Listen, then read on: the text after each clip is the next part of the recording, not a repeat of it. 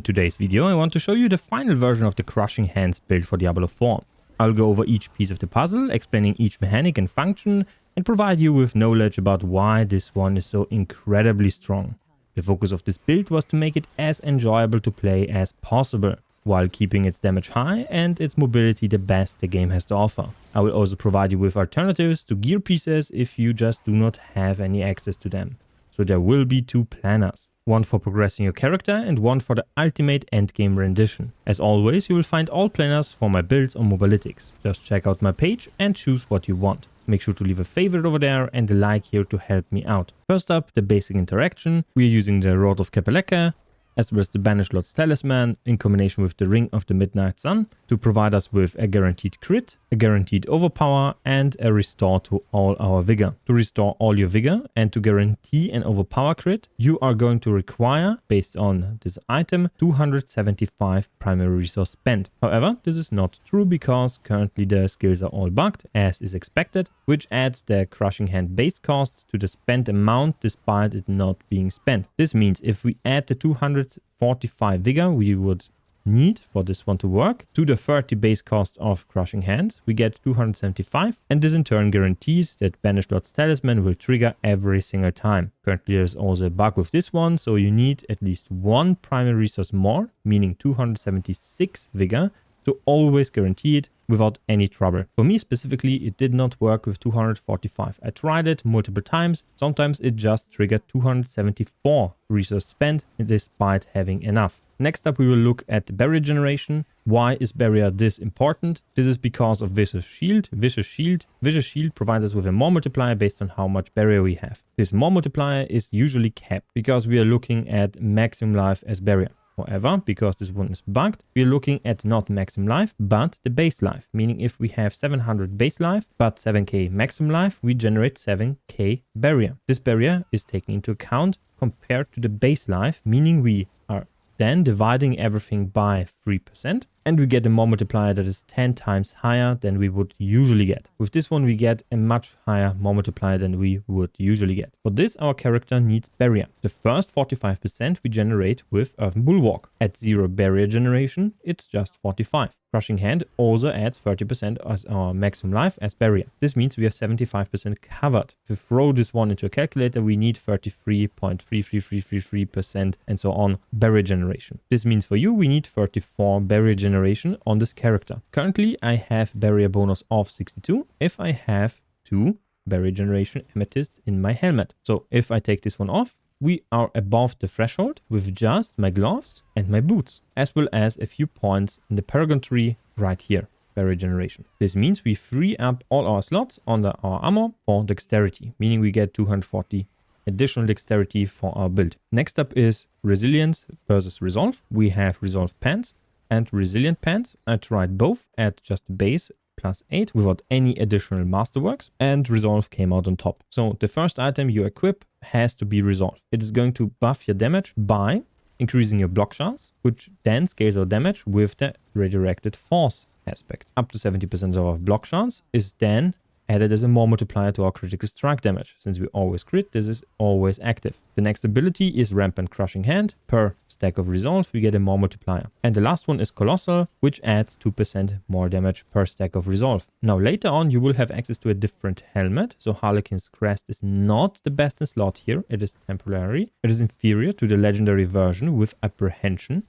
However, it is very easy to acquire, provides you with maximum life, provides you with maximum resource, provides you with armor, which you cap your armor through this helmet. So you would need a greater affix maximum life, a greater affix armor version of a legendary helmet, and then you have to masterwork either resilient or resolve. So which one's better? Resilient is going to scale your damage much higher. The ratio for this one is 2:1. This means you need to have 2 times the amount of resolve compared to resilient when tempered and masterworked on your gear. So a combination of resolve stacks and on your helmet resilient instead of Harlequins crest going to be better. In this case, why I'm using Harlequins crest? Because the helmet is so incredibly expensive that I could not get it even if I wanted to. It costs around 60 billion and I just didn't find one, and Harlequins crest is perfectly fine for what we want to do. We get ranks to skills, we get damage reduction, and we get cooldown reduction, which makes the build smoother to play. So I prefer, out of necessity, Harlequins crest. And again, you need at this stage 560 armor to cap out your armor. When we pop a Song of the Mountain,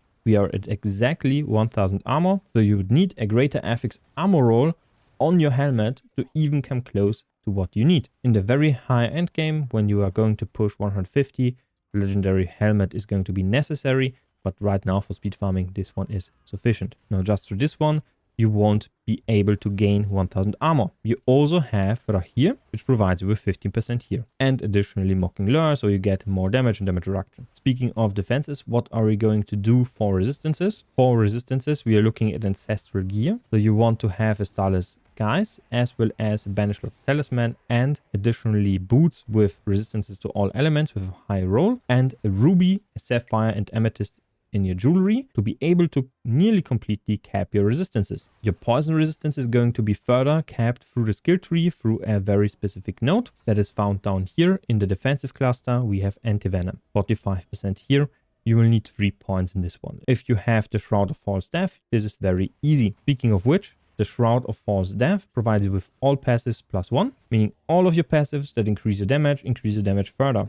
This is Apex, this is Unstrained Power, and so on and so forth. And additionally, we are provided with Intricacy. So after casting an ultimate, in this case Hunter, we're going to reset the previously cast defensive, focus, or potency skill. In our case, that's going to be Saw in combination with the Turbulence boots, which are going to use Vortex. So everything is pulled together, pixel pulled. You teleport to the enemy. You apply Vulnerable with those two immediately without the lucky hit chance need that you would otherwise get from the ring. The next puzzle piece is the Ring of Starless Skies. Why are we using this one? Core skills is great. The aspect you get from this one is also great, 50% additional damage, and attack speed. We're going to cap our attack speed with this one. We need 55% plus 9 stacks of ferocity, so 100%. This one also helps immensely with our resistances because it's going to provide us with 25% all. If we don't have the Ring of Starless Skies, we're going to miss resistances, specifically lightning res. So we are going to need the resistances to all elements to be a greater affix on our boots, or you need to masterwork it at least one time.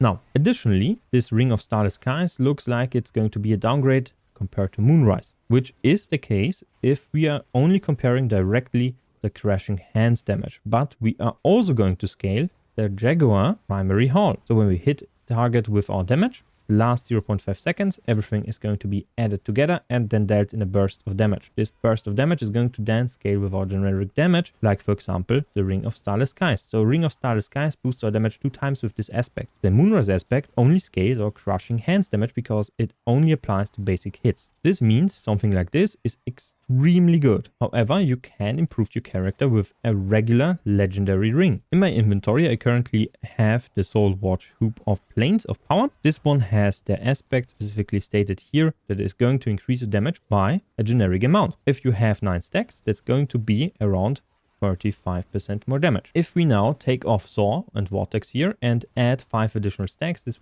will scale above the Ring of Starless Skies and additionally provide you with dexterity, maximum life, and attack speed. This is only the case if you omit Saw cast Vortex, and it also needs a greater affix attack speed roll and potentially a greater affix dexterity roll, and you will need to have a greater affix resistance roll on your boots to be able to do this. Otherwise, the Ring of Starless Skies is going to be better. Next, let's talk about runes. We have Pokwa in our chest, providing us with Earthen Bulwark, and we have Xol, providing us with 20% maximum life, basically permanently. This is a more multiplier. I talked about the spirits already, but we have Jaguar and Gorilla. Gorilla is going to permanently make us unstoppable. And next, let's talk about gear. I already talked about the helmet. Is going to be the best you can find. Harlequins crest, maximum life, and you need 560 armor. So this one is either greater affix or you need to hit a masterwork on this one in order to be able to cap your armor. Your armor is going to be capped with a Song of the Mountain. Alternatively to this one, greater affix, maximum life. Also, you're going to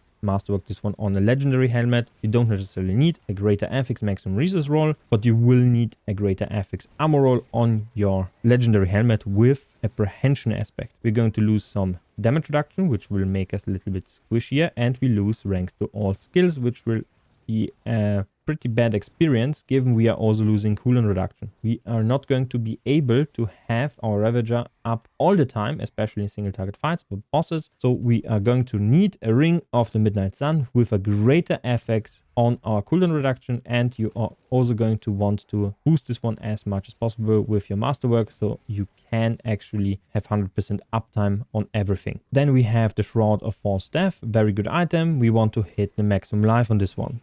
Everything else is not as important. Then we have gloves with dexterity, maximum life, and core skills, or crushing hand. Crushing hand is going to be better, but it's also extremely expensive. Who am I kidding? Those gloves are ridiculously expensive currently, but crushing hands is going to be better. You want to hit either the maximum life or crushing hands. Maximum life is going to scale your damage even further, but at lower levels you want to have the core skills. So before you hit Masterwork 12, aim for core skills and maximum life, then only exclusively maximum life. You don't need to hit the barrier generation if you are above 34% barrier generation. Overpower, also a really good stat here. On our pants, maximum life, we don't want to hit this one because we want to push everything into maximum resolve. Speaking of which, if you have a helmet, you also want to hit here resilient. So you want to boost your resilient or resolve further. There's currently a bug with the necromancer. I will write it down in the comments below because I do not have a necromancer leveled, so I cannot show you with the right temper recipe, at least not right now. But you can get up to 18 stacks of resolve and I think 12 stacks of resilient if you masterwork this one after you hit 3 times your spiked armor, I think, for the necromancer, and then you switch to your spiritborn and then you do this. Yeah, it's going to be very, very expensive and not very efficient for your rawhide. So I am out of stuff and I don't want to risk another nice pair of pants. Vortex size is going to be really nice on this build. It will improve the quality of life massively. Then we have your greaves. You want maximum life here, greater affix, resistances to all elements, a greater affix later on if you are not going to use the Ring of Starless Skies, and movement speed. Barrier generation also very important. You need it on your gloves and on your boots in combination with the Paragon board to be able to cap your barrier generation to the 34%. Rod of Kapleka, you only need enough maximum resource to be able to trigger your Banished Lord's Talisman every single time. Meaning you want to have 100% chance to core skills to cast twice, and then afterwards the maximum resources. You want to have the aspect at 3%, 2.6% is the lowest I would advise you to buy. Everything below that is absolute garbage. Do not spend your money on the staff if you are not looking at 2.8 at least. 2.6 is something you just find. Then you have Banished Lord's Talisman. Everything goes into maximum life, except early on you can also masterwork your core skills because you don't have enough core skills. Later on this one has a diminishing return because it's only 5% of the base value. So at 20 stacks this one is only worth half or even less. So maximum life percentage is the way to go. Ring of Starless Skies, you want to hit 55% attack speed. If you are already at 55% attack speed, you're going to want to hit core skills. On the regular ring, you want to push everything into maximum life. And Ring of Midnight Sun, cooldown reduction and dexterity. You want to have one with 47% or 50%. Everything below that is very hard to work with because you need a ton of intelligence. Intelligence is also going to boost your resource generation. So if you do not have a high roll on this one, it's going to be sucky to play this build, any build at that with the Banished Lord's Talisman, because you're not going to regenerate your resources right away completely, and you're not going to guarantee a crit and overpower. Next up, the Skilltree, Rock Splitter with enhanced Rock Splitter. We are not going to use this one. Crushing Hands with rampant Crushing Hands. We are going to pick up 3 points in Balanced Exhaustion, 3 points in Vigorous, 3 points in Follow Through, 3 points in Apex, 3 points in Diminishment, 1 point in Focal Point, 1 point in Soar. With Replenished Soar, we don't pick up Vortex, we just cast it automatically through the aspect. We have Unrestrained Power, also 3 points here, 1 point in Mirage, 1 point in Ravager with its upgrade Measured Ravager to regenerate all our Vigor, and constantly dash with the Crushing Hand. You need this one to be active constantly, otherwise you won't be able to regenerate all your vigor. Then endurance 1 point, 3 points in preservance. Then we pick up armored height with 1 point in enhanced armored height. We don't take any upgrades because we are only looking after the maximum resolve stacks. 1 point in scourge with its adaptable scourge upgrade. This one will provide us with lifesteal as well as additional damage. 2 points in anti-venom. You need 3 to cap your armor, but because we have the Shroud, we are going to have 3 points here and cap our poison resistance. 3 points in dominant, 3 points in resilient, 3 points in potent, 3 points in furnace, 3 points in resolution, 3 points in spiritual attunement, and 3 points in supremacy. Through the Shroud you get intricacy. So once you have intricacy, you can cast your saw, then your hunter, then it's going to be reset, and you can saw again, basically giving you 100% uptime on it. So you are a vacuum cleaner and are constantly applying vulnerable. And lastly, the keystone is Prodigy's Tempo. If you have enough cooldown reduction, you can drop this one and then play with Adaptive Stance. Adaptive Stance is going to boost your core stats by 50%, basically a 50% more damage multiplier. You actually don't need Prodigy's Tempo if you have Harlequins Crest. I just like to have it constantly up because it's going to be really sucky if you run out of cooldowns, especially with the hunter, if it's not going to reset and you have no way to reset your cooldowns anymore. But if you're going to play perfectly, Adaptive Stance is going to outperform Prodigy's Tempo. For the skill tree, we are going to look at Spirit in the starter board. Then we pick up Sapping with Managerist. We need this one for maximum resource right here. You also get a resource right here. A ton of resistances. We pick up everything that's going to be resistance related. In the next board, Revealing, we pick up Colossal here. Here is also a little bit of poison resistance. In the next board, which is going to be Convergence, we pick this one up. Pick up Outmatch and a ton of resistances right here and here. There is also a little bit of maximum life here. And then the last board is Vicious Shield with the Headhunter for more damage. And we get lightning resistance here. So we can cap out our lightning resistance as well as barrier generation right here. You also get a little bit of armor and maximum life here. Lastly, we are going to finish up the tree with filling up stuff like Bristol, more attack speed by Ruinous, and more damage and stats. Now, this sums up the build. If you enjoyed this one, please leave a like, please leave a comment if you have any questions, and subscribe if you haven't already, and also favorite the build on mobalytics so it is more visible. So, see you next time and bye.